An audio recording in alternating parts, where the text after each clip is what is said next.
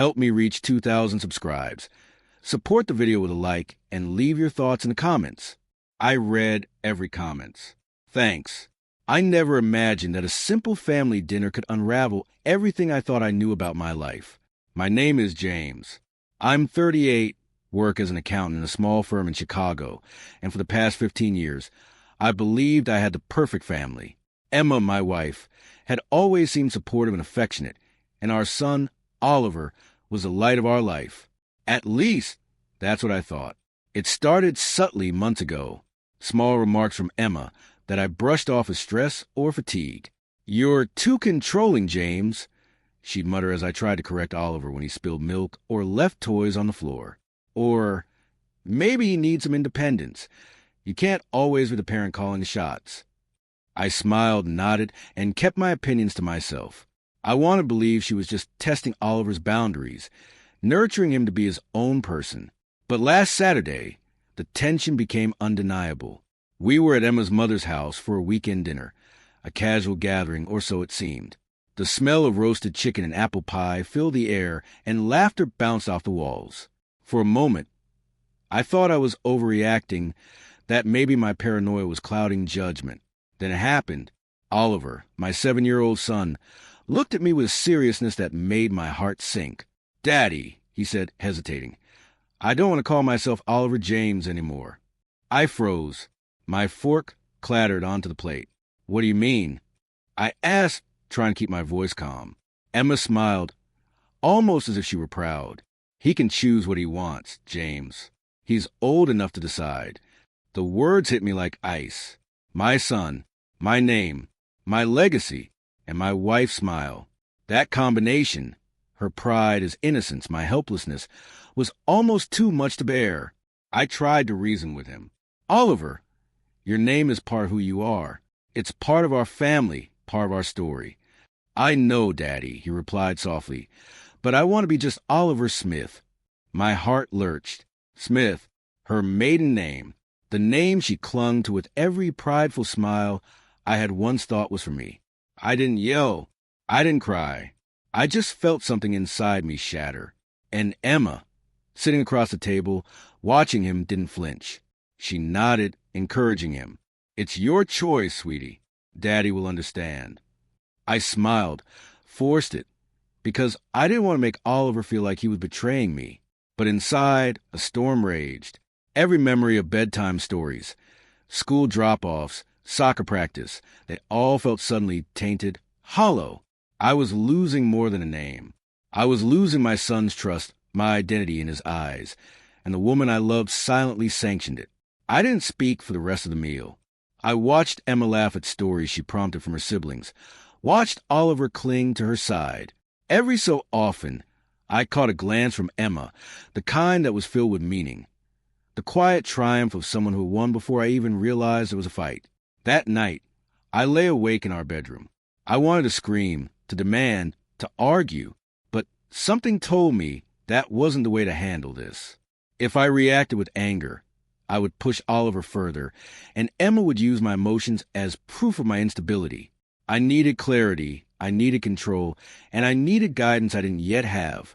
The next morning, I met with my brother, Ethan, over coffee. He's a lawyer, level-headed and blunt, exactly the person I needed. I told him everything. The dinner, the smile, Oliver's rejection, Emma's encouragement.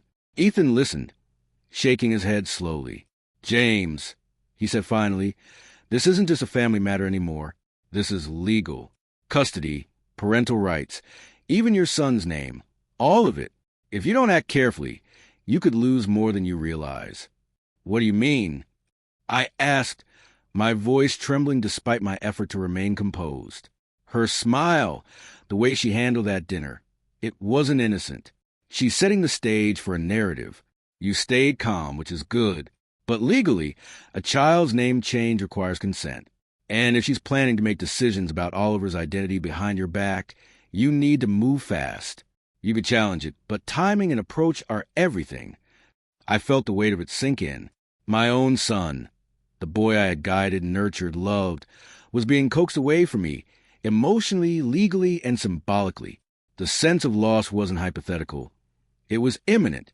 Over the next few days, I began gathering documents, birth certificate, school records, previous agreements on parenting decisions. I reached out to the school, explained the situation delicately. Every conversation felt like walking a tightrope. One misstep, one wrong word, and Emma could twist it to her favor. I wanted to protect Oliver, but I also wanted to protect what little trust remained between us. And beneath that, I was fighting to reclaim my identity as a father, the man whose name had been silently discarded by the very people I loved most. Late one evening, as I sat alone in my study, reviewing the paperwork, I realized the situation was far more serious than a mere dispute over a name. This was a battlefield, one that required strategy, patience, and the kind of clarity I hadn't known I needed until now. And somewhere deep inside, I knew the next confrontation, the legal reality, the truth of what could be lost, was going. The following week felt like walking through a fog. Every call, every email, every text became a small battle. Emma had filed the paperwork to legally change Oliver's last name. She framed it as a mutual decision, claiming it was for his identity and stability. I knew better. Her smile at that dinner, her subtle triumph, had never been about Oliver. It had been about control. I met with Ethan at his office, where the walls were lined with books on family law. "James," he said, looking me in the eye, "we have a strong case. A minor's name cannot be changed without parental consent if one parent objects. But it's not just about the legal points. This is about showing the court that your relationship with Oliver is steady, loving, and that his best interests align with keeping your name intact." I nodded, though my stomach twisted. I had been so passive, so hesitant to confront Emma, out of fear of conflict, that the sudden escalation felt like stepping onto enemy territory. Ethan began mapping out a strategy: custody evaluation, witness statements, character references, even the history of parental involvement. Every birthday, every parent-teacher meeting, every soccer game was documented. My relationship with Oliver, once taken for granted, was now the centerpiece of a legal strategy. When I confronted Emma that evening, she remained eerily calm. She smiled that same smile I had seen at my mother-in-law's dinner. "James, it's just paperwork. You'll see, it's not as bad as you're imagining," she said lightly. But I could see the calculation behind her eyes. It wasn't about Oliver. It was about making me appear unreasonable, overprotective, or emotionally unstable. I realized then that I needed to approach this with precision. No yelling, no emotional outbursts, no pleading. Just facts, presence, and determination. I scheduled a meeting with the family court mediator, prepared the documentation Ethan recommended, and kept Oliver's routine as normal as possible, shielding him from the undercurrents of tension. The court hearing was a tense affair. Emma arrived dressed casually, as if to suggest that this was simple, inconsequential. I arrived prepared, documents in hand, ready to demonstrate the depth of my involvement and the consistency of my care. As the mediator and eventually the judge reviewed our statements, it became clear. Emma's narrative of a cooperative decision was incomplete. My records, testimonies from teachers, and detailed logs painted a picture of a father who had always been present, nurturing, and deeply involved. Oliver, unaware of the courtroom undercurrents, held my hand tightly as we walked in. His grip reminded me of everything at stake, every moment of love that had built the foundation for our bond. By the end of the hearing, the judge had reached a decision. Emma's request to change Oliver's last name was denied. The court emphasized the importance of maintaining his relationship with both parents while preserving the child's sense of identity and continuity. I exhaled, relief washing over me in waves. But it wasn't just relief. It was a realization that the calm, calculated steps Ethan had guided me through had not only preserved Oliver's name, but also safeguarded the emotional integrity of our family. The drive home was quiet. Oliver leaned against me, still clutching my hand, and for the first time in days, I felt a sense of normalcy returning.